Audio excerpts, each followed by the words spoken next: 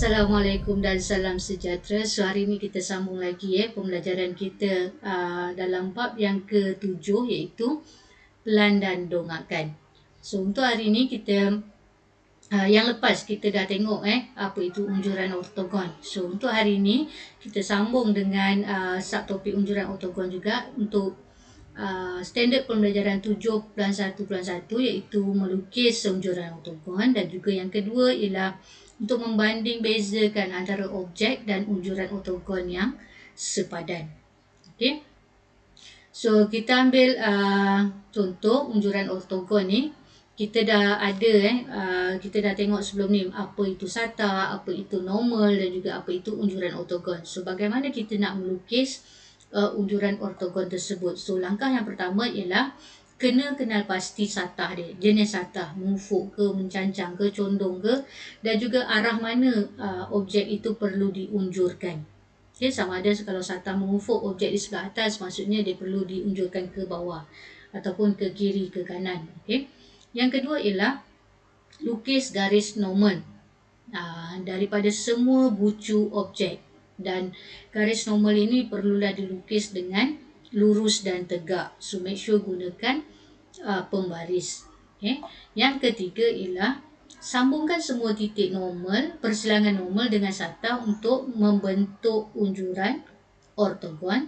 Dan yang keempat ialah melukis semula unjuran ortogon tersebut dengan ukuran sebenar. Labelkan semua bucu dan panjang sisi.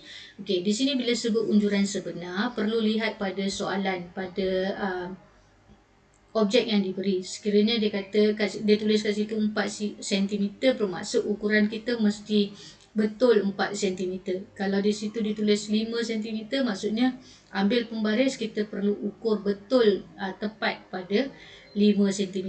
Itu maksudnya dengan menggunakan ukuran yang sebenar. Okey. So saya ambil satu contoh 4 dalam muka surat 174 untuk menunjukkan bagaimana kita nak melukis unjuran ortogon. Okey, darjah di sebelah menunjukkan sebuah prisma yang tegak. Okey, dengan tapak berbentuk segi 4 tepat iaitu ABCD yang terletak pada satu satah mengufuk. Maksudnya objek itu terletak pada satah yang mengufuk. Permukaan ABK LFGF ialah kerata rentas seragam prisma tersebut. Sisi AF dan BK adalah tegak. So kena pasti AF dan BK ialah tegak. Okey, lukis unjuran ortogon bagi objek tersebut. Yang pertama diminta 3 Yang pertama ialah pada satah mengufuk sebagaimana dilihat daripada Z. So kalau kita tengok daripada Z, daripada atas, bagaimanakah bentuk unjuran ortogonnya?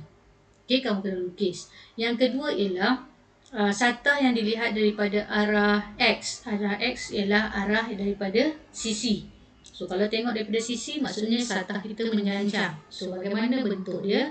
Dan juga satu lagi ialah satah daripada yang dilihat daripada Y. Okey, satah mencancang. Kalau kita tengok daripada depan, okey, bagaimana bentuk unjuran ortogonnya? So bagaimana kita nak lukis? So yang pertama kita tengok A dahulu. A itu dia dilihat daripada Z, daripada atas. So bila kita tengok daripada atas satah tersebut, objek tersebut, kita akan nampak satu satah mengufuk, iaitu yang pertama tu dan juga yang kedua ni. So ada 2 satah mengufuk. Okey, yang kita nampak terus daripada atas, 2 satah mengufuk tu.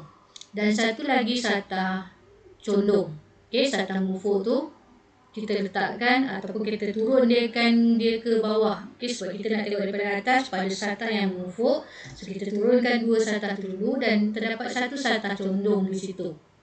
Okey, satah condong tu dia sengit kan. So bila kita turunkan ke bawah, dia akan pergi berada di sebelah ruang kosong itu.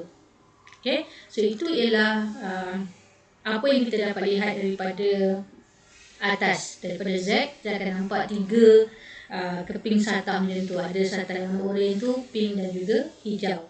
So bagaimana kita nak melukis satah tersebut dalam ukuran yang sebenar? Okey, so kita kenal pasti satah tersebut berbentuk segi 4 tepat. Okey, di mana lebar dia ialah 5 dan juga panjang dia ialah 6 cm. So bila nak lukis atas kertas, make sure kita guna kertas yang kosong lah. Okey, yang sebaiknya kertas A4, kertas lukisan. Jangan gunakan kertas yang garis sebab benda tu dah ada garisan. So gunakan kertas kosong. So bila kita melukis, pastikan ukuran 6 cm dan 5 cm tu tepat dan sudut dia ialah 90 darjah. Okey, bagaimana kita nak lukis garis yang lain, bentuk satah yang lain tu. So kita ada yang ni bentuk asas dia. Tapak dia ialah 6 darab 5. 6 cm, 5 cm. So kita tahu bahawa kalau daripada atas kita akan nampak tegak titik F lepas tu A. Maksudnya kita jumpa F dulu baru A. So kita labelkan pada hujung rajah tersebut FA. Okay, kalau saya tengok ni, saya tahu bahawa kita jumpa F dulu baru A. Okay, A itu berada pada satah yang mengufuk. Yang kedua ada titik ED. Di sebelah belakang sana kita ada titik ED. Okay, lepas tu kita ada titik KB. So kita labelkan sebab tadi kita perlu labelkan setiap bucu, setiap garis tu. Okay, dan kemudian kita ada garis titik JC. So ini ialah bentuk asas dia. Dan kemudian kita ada garis yang di tengah tu, kita ada dari E ke H, panjang ni ialah 3 cm. So ambil pembaris, ukur 3 cm dan kita buat satu garis menegak macam tu. Okey, di mana label dia adalah untuk H dan juga G. Okey, jarak antara E ke H ialah 3 cm. Okey, dan sekarang kita tengok diberi juga dalam rajah bahawa jarak antara I dan J ialah 2 cm. IJ ialah 2 cm. So kita ambil pembaris, ukur 2 cm daripada titik J. So kita lukis satu garis lurus yang dinamakan sebagai I dan juga L. Okey, yang saya bulatkan tu. So IL.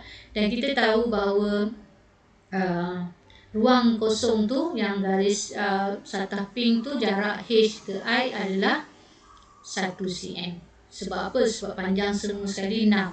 So EH dah 3, JI dah 2, bermaksud panjang HI ialah 1. So ini ialah satah yang terbentuk ataupun satah yang kita dapat lihat daripada Z. Okey, so kita hanya lukis satah, kita lukis dengan tepat ukuran dia dan juga label semua bucu dia ataupun titik dia. Okey.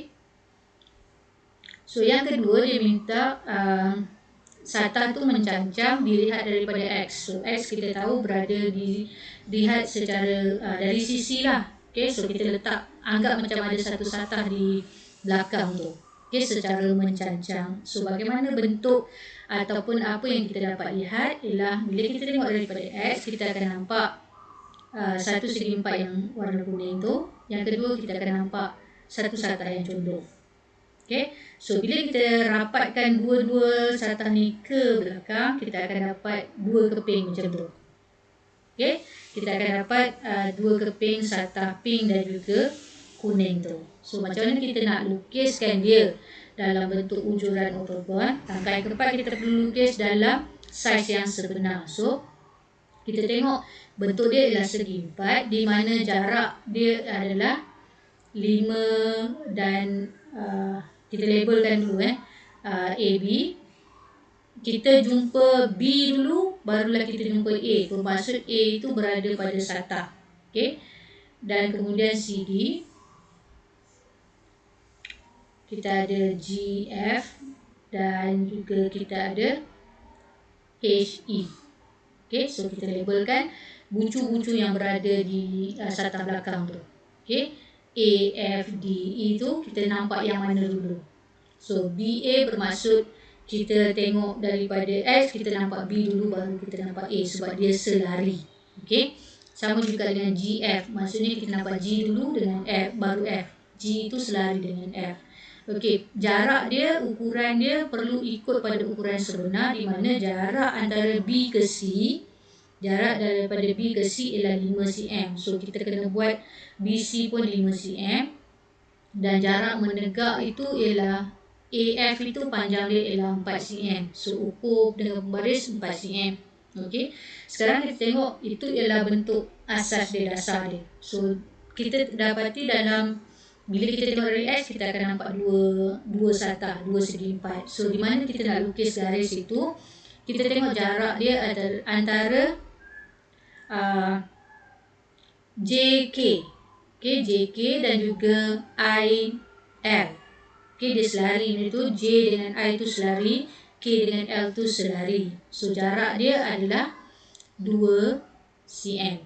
So dekat mana dia bagi 2 cm? Dia dah bagi dalam soalan itu, iaitu panjang JC ialah 2 cm. So secara automatik bila JC 2 cm bermaksud JH pun 2 cm. Sebab apa? Sebab tinggi tadi 4 cm. So ini ialah image yang kita dapat lihat daripada X, pandangan X. Okay. Dan soalan yang C, dia kata macam mana pula gambar tu kalau kita tengok image tu, kalau kita tengok daripada Y. Y ialah pandangan daripada depan. Dan kita anggap ada satu satang mencancang di belakang. So kalau kita tengok daripada Y, gambar macam mana kita dapat? Okay. So kalau kita tengok daripada Y, kita akan dapat bentuk yang sebegitu. So bagaimana kita nak lukis bentuk itu dalam image kita ni, unjuran ortogon kita ni. So kita lukis bentuk itu, kenal pasti bentuk tu pada sata. Okay, saya lukis tidak mengikut ukuran sebenar. So kamu nanti ikut, kalau 4 cm ikut 4 cm, kalau 6 cm ikut 6 cm. Okay. So labelkan dan juga kenal pasti. Kita tahu bahawa jarak mengufuk dia tu antara A dan B itu ialah 6 cm. Jarak menegak dia AF itu adalah 4 cm. So dasar dia, tapak dia kita dah dapat. Okay. So macam mana kita nak melabel? So kita tengok yang dari A. Kalau bila kita tengok dari Y, kita akan nampak AD. So kita labelkan sebagai AD. Titik yang kedua adalah titik B dan C. So kita labelkan BC. Kemudian kita ada KJ. Di mana KJ itu tinggi dia ialah JC. JC ialah 2 cm. Lepas tu kita ada titik LI. Okay. Untuk LI kita ada jarak dari J ke I juga 2 cm. Lepas tu kita ada titik GH. Okay. Titik GH. Dan juga yang terakhir kita ada titik FE. So kita letakkan label. FE jarak E ke H ialah 3 cm. So ini ialah bagaimana kita nak melukis pandangan objek tersebut kalau kita tengok daripada Y. So rajak ini ialah unjuran ortogon dia. Okay, saya harap kamu boleh dapat ikut bagaimana kita nak mengenal pasti bentuk dia, bagaimana kita nak melukis satu persatu, dan ukuran dia mestilah ukuran yang sebenar. Okay, sebagaimana yang dilabel pada rajah.